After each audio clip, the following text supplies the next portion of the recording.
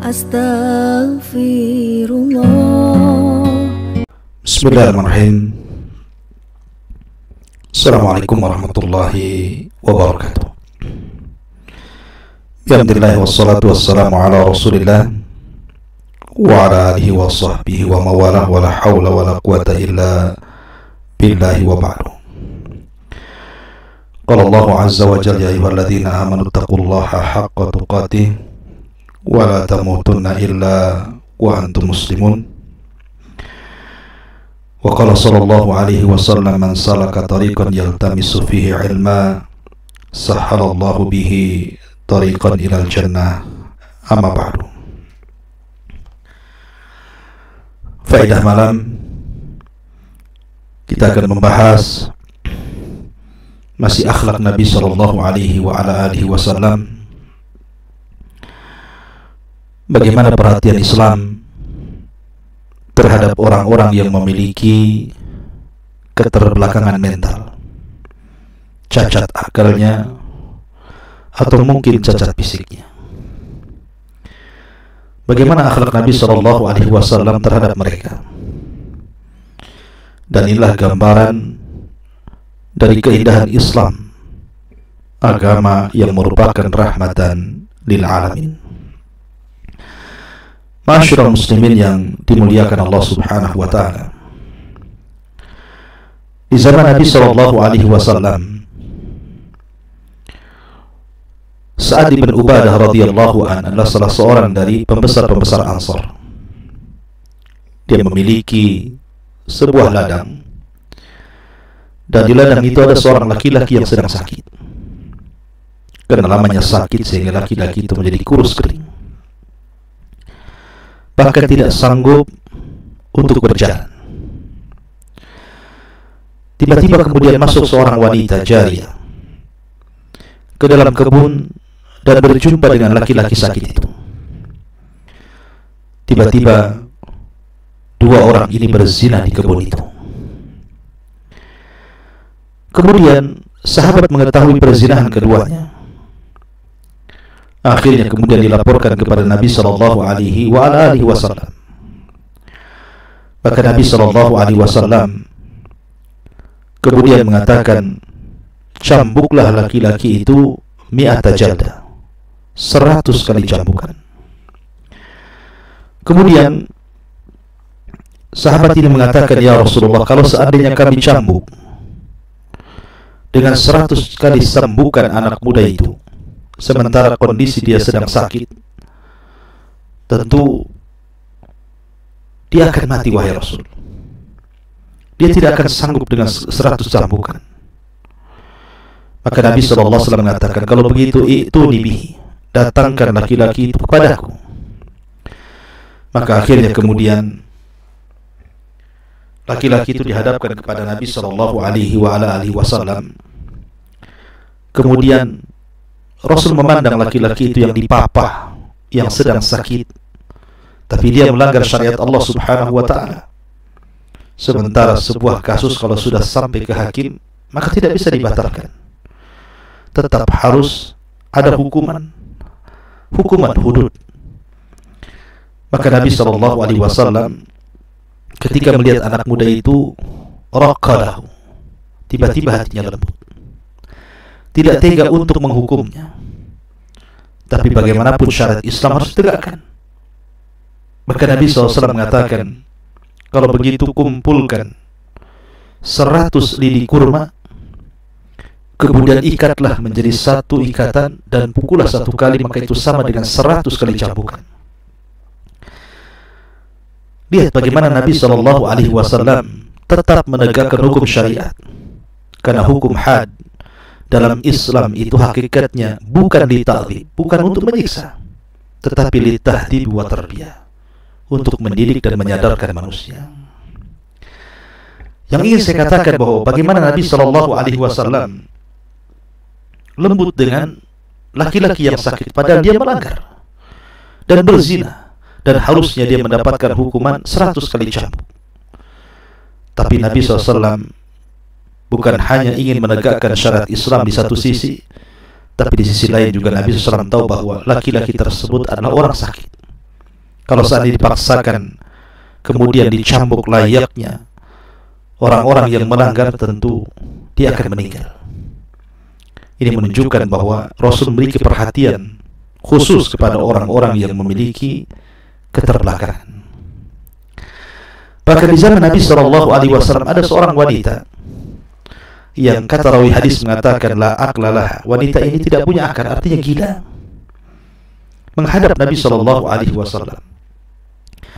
kemudian dia mengatakan kepada Nabi SAW, li ilaika haja, aku memiliki hajat kepadamu wahai Muhammad.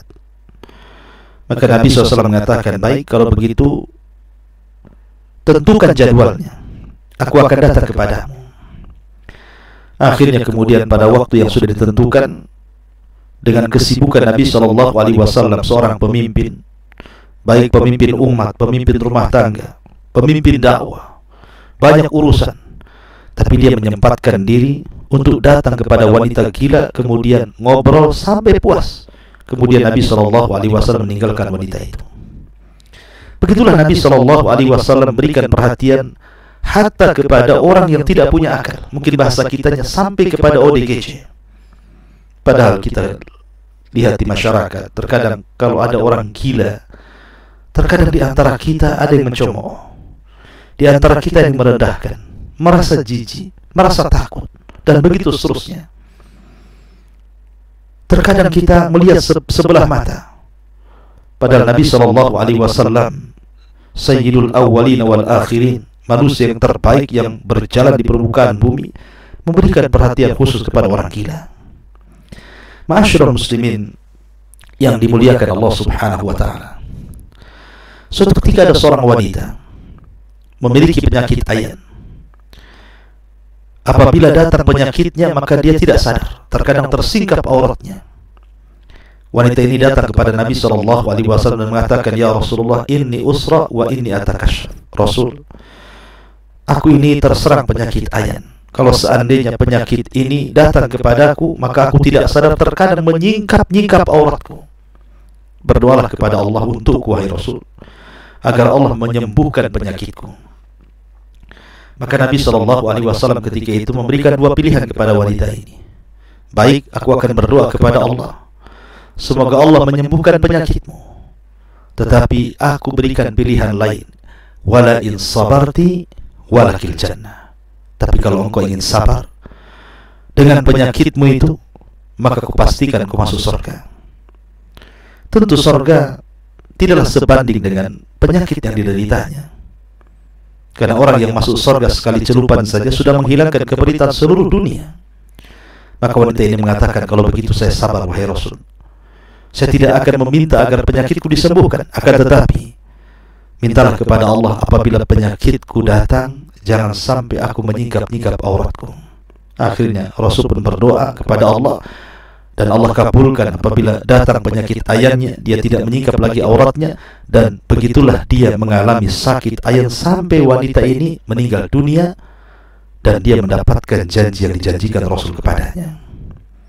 Begitulah Nabi SAW memberikan perhatian khusus kepada orang yang ada keterbelakangan mental, cacat fisiknya atau cacat akalnya. Karena memang Islam itu memandang manusia memiliki kemuliaan, laqad khalaqnal insana fi ahsani taqwim. Ma'asyiral muslimin yang dimuliakan Allah Subhanahu wa taala. Di zaman Nabi SAW ada seorang sahabat namanya Itban ibn Malik radhiyallahu anhu. Orang yang sudah tua dan mengalami kebutaan. Dia datang dengan pembantunya yang memapah dia menemui Nabi SAW.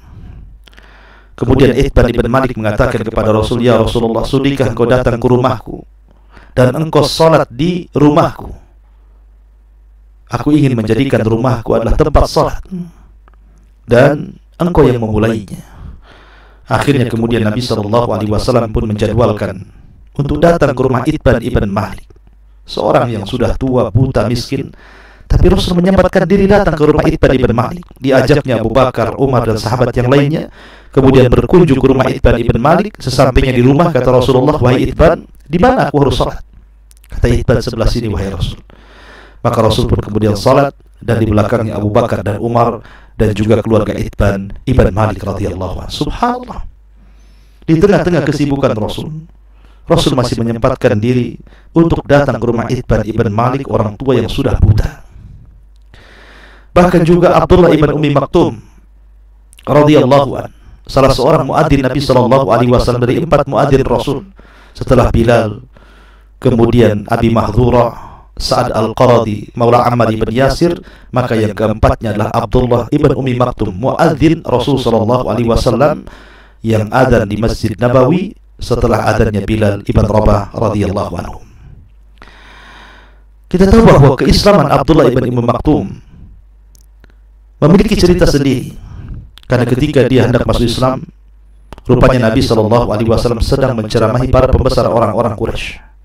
Datanglah Abdullah ibn Maktum seolah-olah menyibukkan Rasul, karena Rasul sedang sibuk menghadapi para pembesar Quraisy. Rasul tidak suka dengan kedatangannya, apalagi dia seorang buta. Tetapi kemudian Allah Subhanahu wa taala membela Abdullah ibn Ummi Maktum. Mungkin seolah-olah kita katakan bahwa ini orang yang jelas-jelas datang hendak masuk Islam kau tolak. Mereka para pembesar Quraisy itu belum tentu juga masuk Islam, tapi kau kemudian menerima mereka. Maka turunlah surah Abasa wa Tawalla an ja'ahul a'ma. Allah Subhanahu wa taala menegur Nabi sallallahu alaihi wasallam yang bermuka masam lagi berpaling. Maka selepas peristiwa ini, maka Nabi SAW sangat menghormati Abdullah ibn Ummi Maktum. Dia tidak pernah merendahkan kembali dan memuliakan Abdullah ibn Maktum. Setiap Abdullah ibn Ummi Maktum datang kepada Rasul, maka Rasul akan mengatakan, marhaban biman atabani rabbi, selamat datang karena Allah Subhanahu wa taala sudah menegur wahai ibnu Ummi Maktum. Maka sejak itulah apabila Rasulullah SAW safar dalam rangka jihad atau yang lainnya, maka Madinah akan diserahkan kepada Abdullah ibn Ummi Maktum untuk memimpin mereka. Begitulah Nabi sallallahu alaihi wasallam menghormati orang-orang yang memiliki cacat fisik ataupun cacat mental. Itulah indahnya Islam, luar biasa. Ma'asyiral muslimin yang dimuliakan Allah Subhanahu wa taala. Ada seorang sahabat namanya Amr ibn Jamuh radhiyallahu anhu. Amr ibn Jamuh ini memiliki cacat, pincang, susah berjalan, sudah tua. Ketika dia hendak perang Badar, 4 anaknya melarang. Akhirnya kemudian dia tidak jadi terlibat dalam perang Badar. Tapi ketika perang Uhud, dia ingin berjihad. Walaupun kakinya susah jalan, pincang dengan pincang yang sangat-sangat parah, dia datang kepada Nabi sallallahu alaihi wasallam dan mengatakan, "Idzan li bil jihad." Izinkan aku wahai Rasul, aku ingin jihad di perang Uhud besok.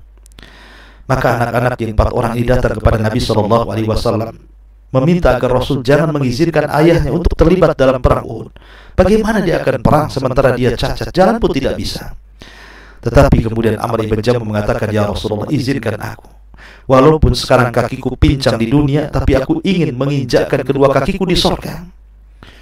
Melihat semangatnya Amr ibn Jamuh, maka Rasul ada kasihan dan mengatakan kepada anak-anaknya, biarkanlah dia memilih pilihannya. Dia ingin mengakhiri hidupnya dengan kebaikan, dengan kemuliaan. Akhirnya kemudian Amr ibn Jamuh pun terlibat dalam perang Uhud, dan dialah orang yang pertama kali mati syahid. Dan Allah janjikan bahwa dia akan masuk surga dan akan menginjakkan kedua kakinya di surga. Dan itu pernah dilihat dalam mimpi Nabi SAW. Aku melihat Amr ibn Jamuh, kedua kakinya menginjak surga. Ma'asyiral muslimin yang dimuliakan Allah Azza wa Jalla. Indahnya Islam, indahnya Islam. Tidak saling meremehkan, tidak saling menghina, hatta kepada orang yang memiliki cacat mental ataupun cacat fisik.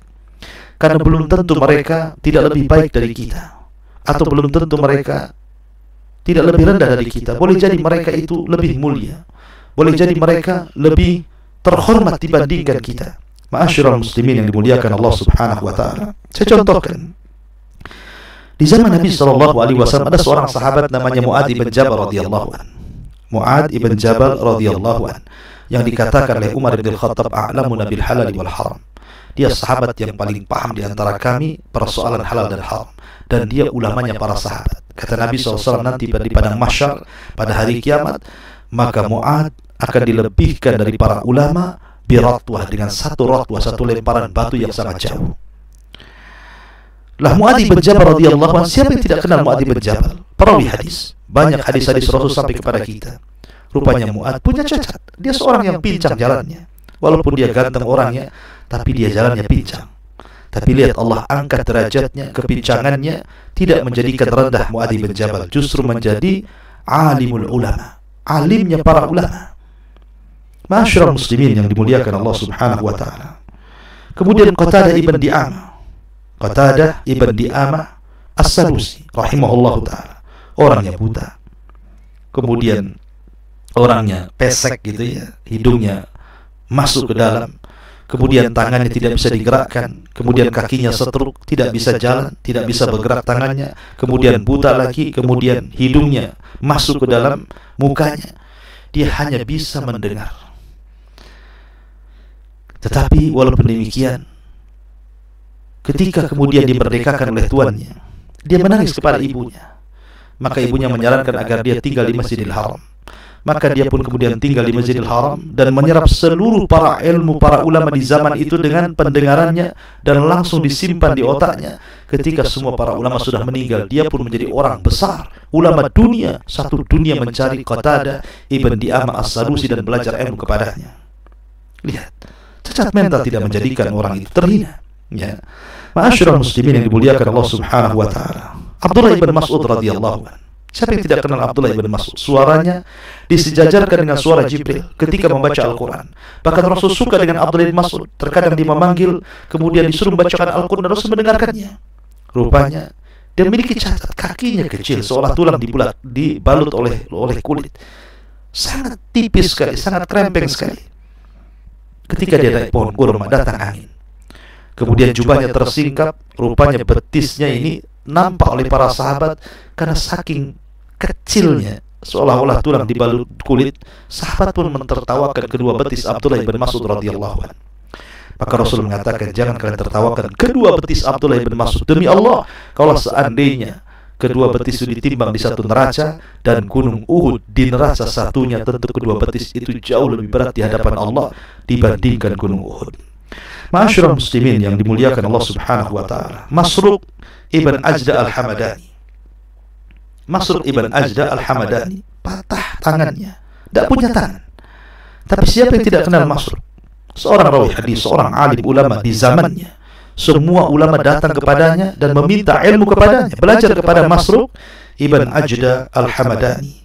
Ma'asyiral muslimin yang dimuliakan Allah Subhanahu wa taala, termasuk juga kita tahu tadi sudah jelaskan Abdullah ibn Ummi Maktum radhiyallahu an, dia orang buta tetapi Allah Subhanahu wa taala memuliakan, bahkan manusia sangat memuliakan Abdullah ibn Mas'ud Abdullah ibn Ummi Maktum, walaupun dia buta tapi jadi muadzin Nabi sallallahu alaihi wasallam dan selalu memberikan atau diberikan posisi mulia oleh Nabi sallallahu alaihi wasallam apabila Rasul safar. Termasuk juga Talha ibn Ubaidillah At-Tamimi, memiliki cacat, akan tetapi dia orang mulia. Samurah ibn Jundab ibn Hilal Al-Fazari juga radhiyallahu anhu, seorang sahabat Nabi sallallahu alaihi wasallam, orangnya juling, matanya juling. Tetapi siapa yang tidak kenal Samurah ibn Jundub? Dia seorang sahabat Nabi sallallahu alaihi wasallam yang luar biasa, jasanya tidak dilakukan dalam Islam. Artinya bahwa banyak ulama-ulama, sahabat-sahabat yang mulia, mereka ada cacat fisiknya.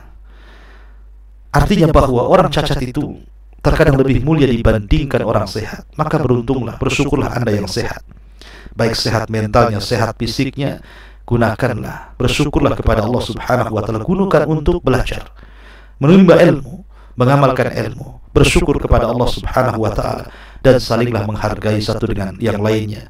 Hargailah Anda yang sehat kepada orang yang sakit, hargailah Anda orang yang waras kepada orang yang gila. Mereka manusia, mereka juga ciptaan Allah Subhanahu wa taala. Bahkan ketika kita mencela fisik orang karena cacatnya, sama saja kita telah mencela yang menciptakannya, Allah Subhanahu wa taala. Mudah-mudahan manfaatnya. Subhanaka wa bihamdika, asyhadu an la ilaha illa anta, astaghfiruka wa atubu ilaik. Allah taala. Assalamualaikum warahmatullahi wabarakatuh.